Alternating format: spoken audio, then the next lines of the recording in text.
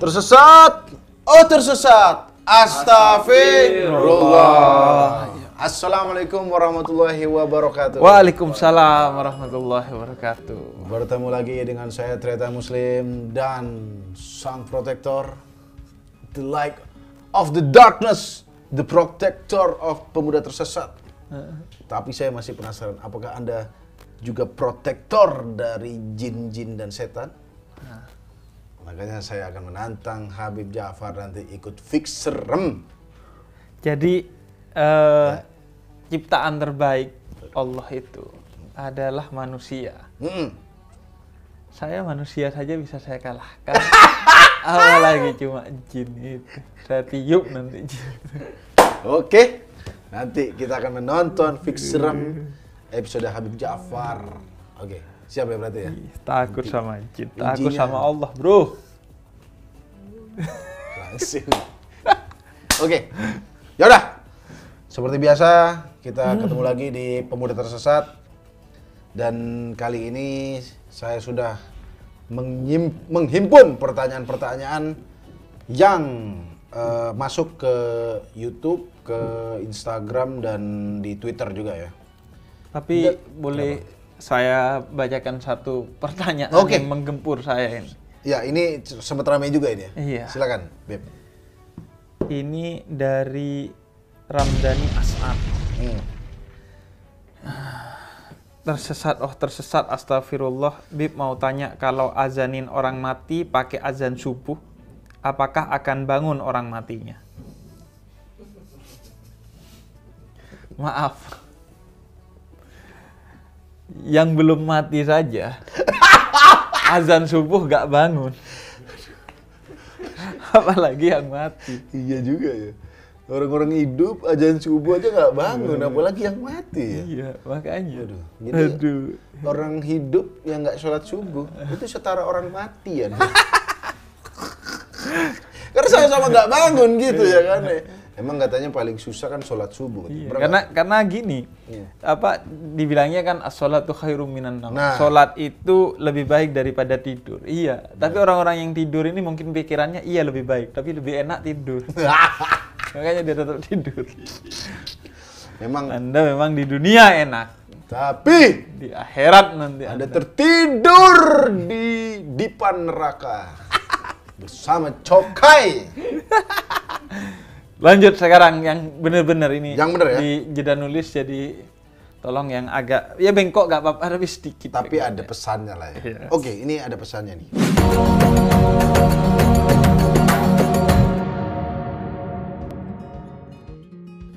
Dari namanya aja kita bisa tahu pertanyaan-pertanyaan yang berbobot. Ini namanya aja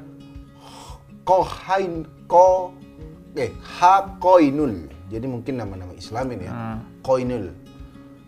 Apakah melakukan judi yang diawali dengan istighosah termasuk akan menjadi judi yang baik? Jadi dia mau main judi, mungkin taruhan bola apa, tapi dia istighosah dulu. Istighosah tuh kayaknya doa bersama gitu ya. Iya.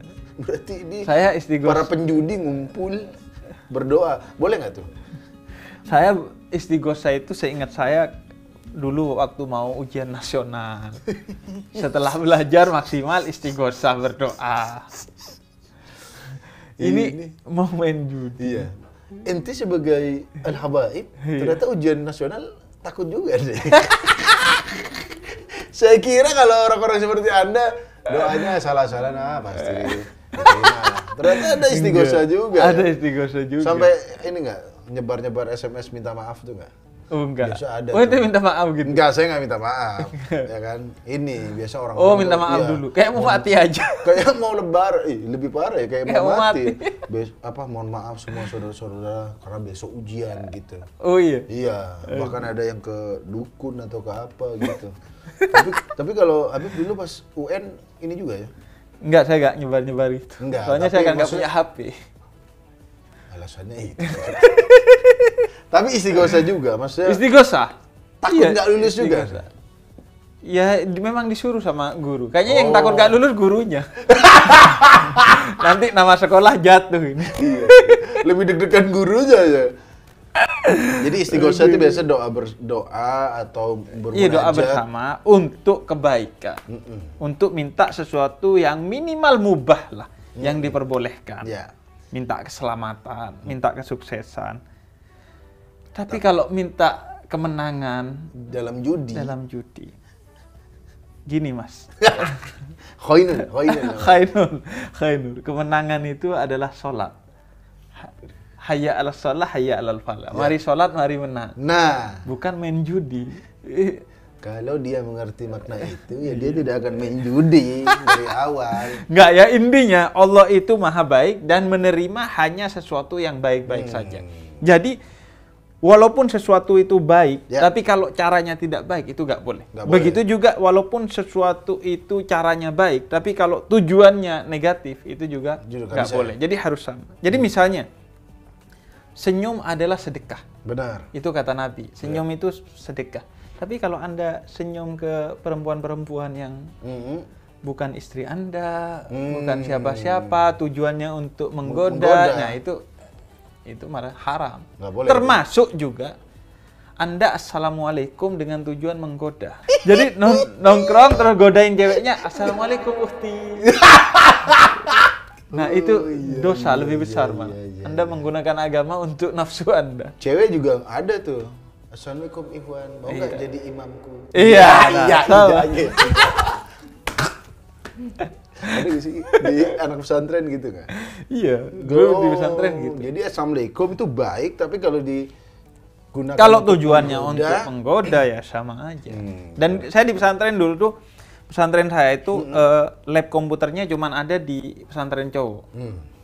Jadi di pesantren cewek nggak ada. Jadi cewek kalau mau lab komputer ke cowok. Nah itu dibuka, parkirnya pas di depan pintu lab. Jadi ditambah pintu dibuka, pintu mobil dibuka, pintu lab dibuka, jadi sedikit tinggal, sisanya mungkin setengah meter.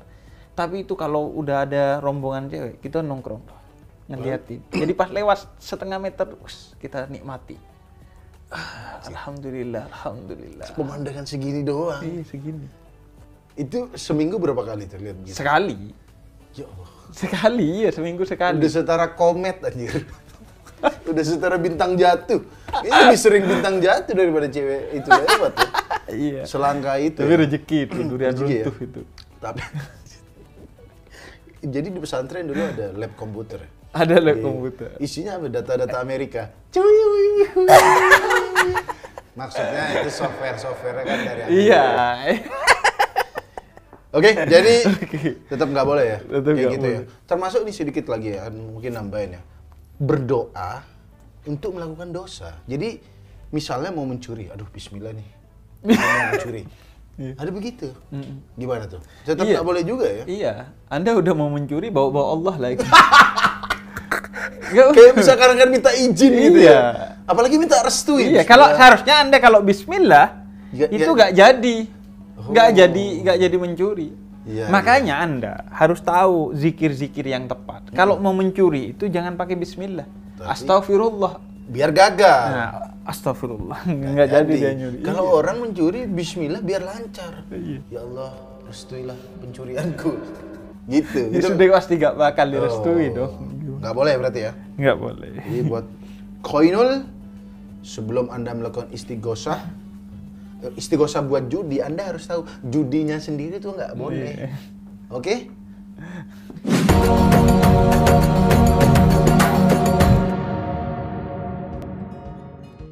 Lanjut. Ini ada pertanyaan dari Dania Rifta. Beb, kalau kita nyuruh orang tua kita buat cerai, hukumnya apa? Ini pantesan akunnya pakai angka-angka terus nggak ada gambarnya. Rumah tangga Anda goyang ya? Ciuk. Silakan, Bib. Boleh nggak, Bib? Nyuruh orang tua cerai. Sebenarnya gini, Nabi bilang itu perceraian itu sesuatu yang diperbolehkan oleh Allah tapi dibenci. Oke. Boleh. Tapi dibenci ya? Tapi dibenci Allah. Tapi apa perceraian yang dibenci oleh Allah? Perceraian yang dibenci oleh Allah itu perceraian yang tidak sepatutnya dilakukan. Jadi bercerai bukan dengan alasan-alasan yang diperbolehkan oleh syariat. Maka dibenci. Wah, kenapa bercerai? ya udah gue pengen nikah sama yang lain gitu misalnya. Oh, itu dibenci ya? Itu dibenci oleh Allah. Mempermainkan perceraian, itu yang dibenci oleh Allah. Tapi kalau perceraian yang memang kalau dilanjutkan rumah tangga ini KDRT misalnya. KDRT. Misalnya bapak ibunya siapa tadi? Dania, ini McGregor misalnya. Bapaknya McGregor. Istri ibunya siapa dan mereka berantem terus. Iya. Atau mertuanya McGregor. Apa? Kalau mertuanya yang McGregor juga. Oh iya, iya. Sulit juga rumah tangganya. Jadi berantem terus ya? Berantem terus. Nah, itu maka cerai. Oh, bapak ibu beri cerai aja. Iya. Itu justru perceraian menjadi wajib. Bukan cuma boleh, tapi wajib. Sebagaimana nikah itu bisa haram. Kalau dipaksakan, kalau pernikahan itu dilakukan oleh dua orang yang tidak mampu untuk menikah, maka nikah justru haram. Tapi perceraian juga bisa jadi wajib. Kalau memang dilanjutkan akan KDRT, pokoknya akan menyebabkan sesuatu yang buruk. Baik secara fisik maupun secara syariat gitu. Maka wajib. Dan bahkan Allah janjikan dalam surat An-Nisa 130, ada pahala dan rezeki yang disiapkan bagi orang-orang yang bercerai. Khusus tuh. Dua-duanya kalau bercerai untuk kebaikan, daripada dilanjutin nih, nggak baik, ya udah bercerai. Dua-duanya dikasih rezeki, disiapkan. Jadi jangan khawatir, khususnya buat cewek. Kan kadang, wah saya kalau bercerai nanti kerja sumber penghasilan saya mana? Karena biasanya kan tabungan saya kantong suami.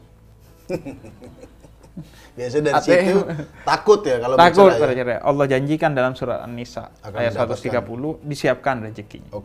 Bahkan Nabi itu pernah mengizinkan istrinya Sabit bin Qais, istrinya lapor ke Nabi. Nabi, Sabit bin Qais ini sahabatnya Nabi. Dia agamanya memang bagus, Nabi.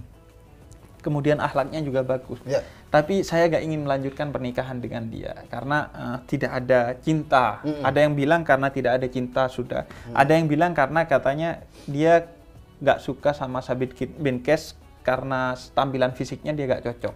Bahkan. Jadi mungkin kurang tampan atau apa, atau tidak sesuai dengan seleranya dia. Minta izin ke Nabi. Sama Nabi diizinkan. Kalau memang itu yang terbaik gak apa-apa. Gak apa-apa ya? Karena kalau dilanjutkan akan buruk. Jadi boleh-boleh aja Anda nyuruh. Buat Dania, buat lebih mempermudah, video ini silakan disetelkan ke orang tua Anda. Loh iya dong.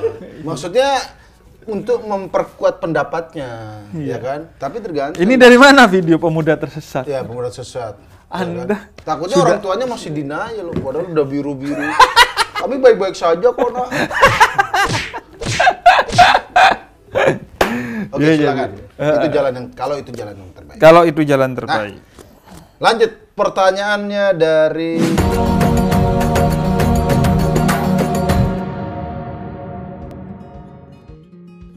pertanyaan dari akun Instagram, namanya bapaknya siapa?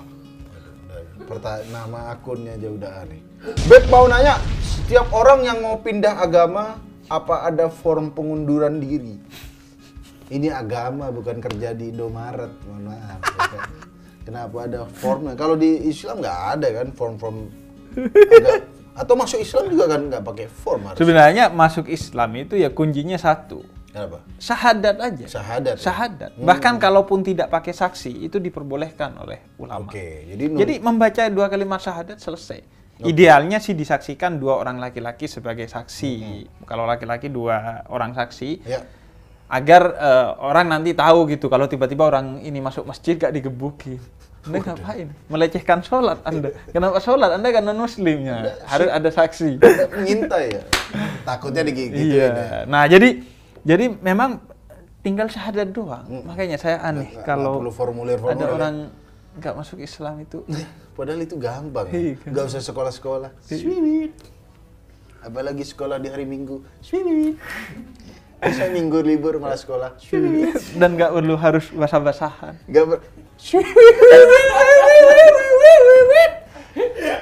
Oke, tapi daripada penasaran kita kalau di agama lain. Tungguin, belum selesai ini. Masih ada, silakan. Anda kok buru-buru dari agama lain mau didatangkan? Gimana? Jadi cuma menurut sebagian ulama, misalnya Syekh Abdul Qadir Jailani, itu memang di antara syarat untuk masuk Islam, Anda harus memastikan pikiran, hati Anda bahwa Anda sudah meninggalkan keyakinan yang sebelumnya. Nah, iya, ini mungkin maksudnya form, tapi tidak mesti tertulis di notaris atau apa. Ini saya menyatakan. Iya, tapi hati dan pikirannya memang harus sudah terlepas dari agama sebelumnya. Baru dia masuk Islam. Karena ada yang nanya ke saya, Bib, untuk memastikan peluang masuk surga saya lebih banyak, bolehkah saya memeluk 2 agama? Masih mending, ini ada yang 5 agama tadi. 5 agama. Boleh nggak 5 agama? 5 agama? Biar pasti masuk surga? Iya. Nggak bisa, agama itu kan keyakinan pada satu hal yang memang satu konsep dari ketuhanan, kenabian, syariat, surga, neraka. Jadi Anda memang harus, justru tantangannya memang di sana. Hidup ini multiple choice. Jadi yang benar satu, bukan semua benar. Bukan semua benar ya? Baik, iya. Iya, baik, iya. Mengajarkan kebaikan semua agama, mengajarkan cinta. Tapi yang Anda harus pilih satu. Anda milih agama aja gak bisa, apalagi milih istri. Yaudah. Jadi, kita akan ini panggilkan, spesial kita datangkan. Iya, kita perwakilan dari pemuda tersesat cabang agama lain ya? Iya. Bukan dia yang pemuda tersesat, tapi dia yang mengelola pemuda tersesat. Kayaknya lebih cocok bukan pemuda tersesat, apa? Domba tersesat. Domba tersesat. Ini dia adalah Ketua Yayasan Domba Tersesat, Pendeta Yeri. Atau ini dia, kita panggilkan pengasuh domba tersesat. Ini dia, Stone Cold.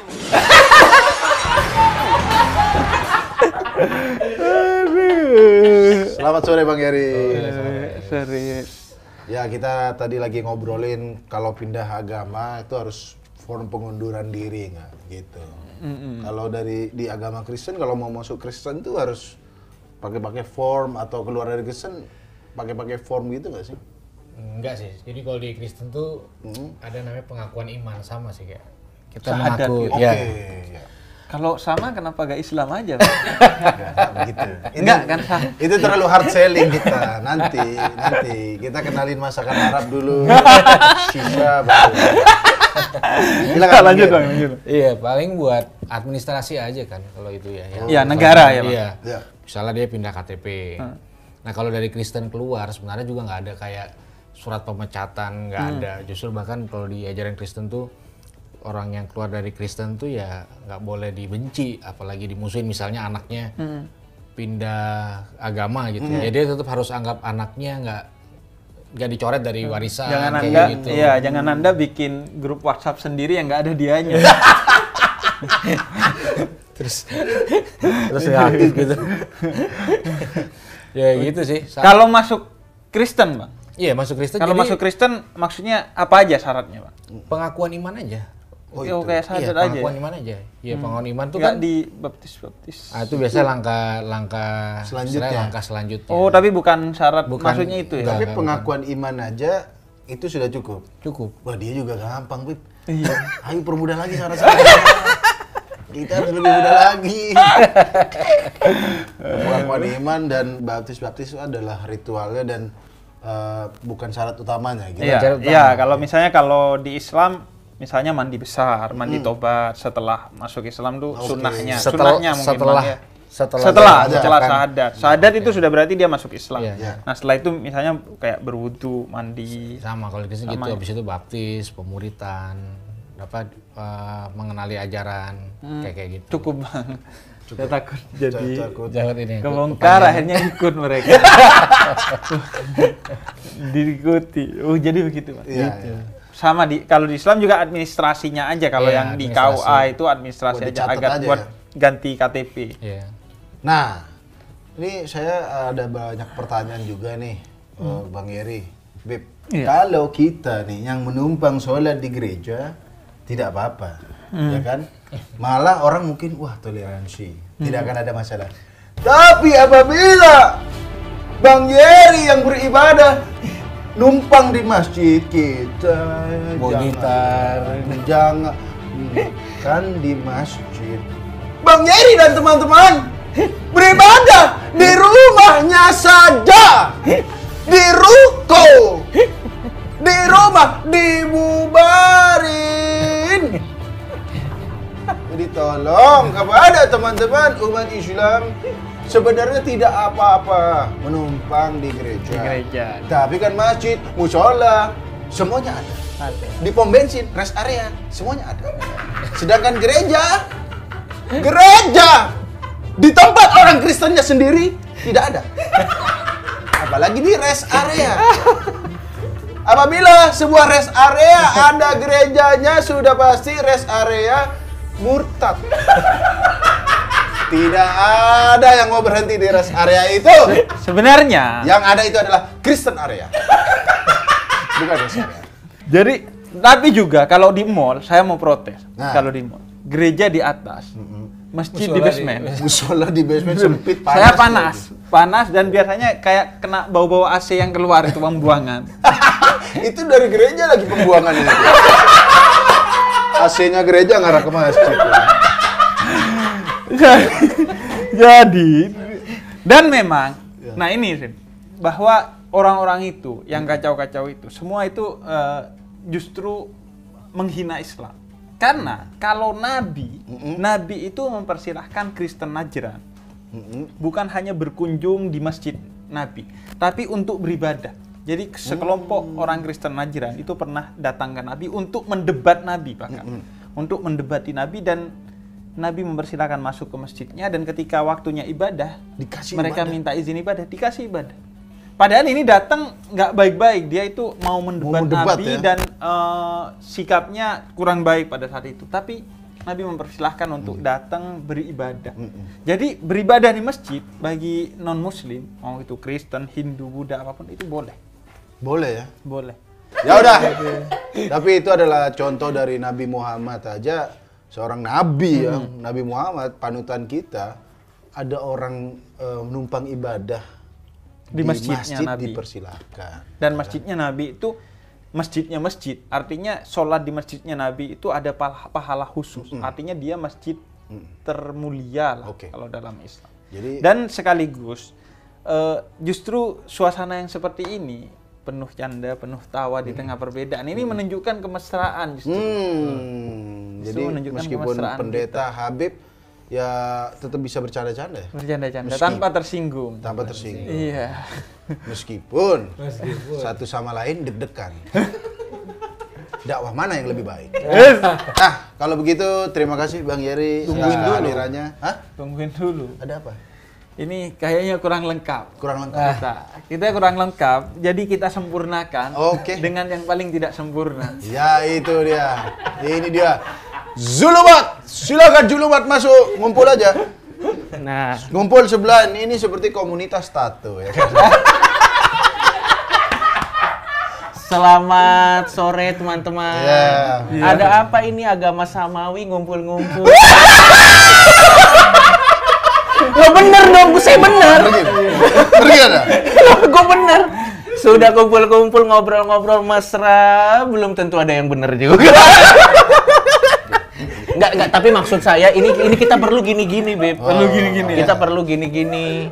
Saya senang sekali tadi saya notice tadi dari pembicaraan bahwa sebenarnya salam itu tidak boleh digunakan dengan tujuan lain selain beribadah.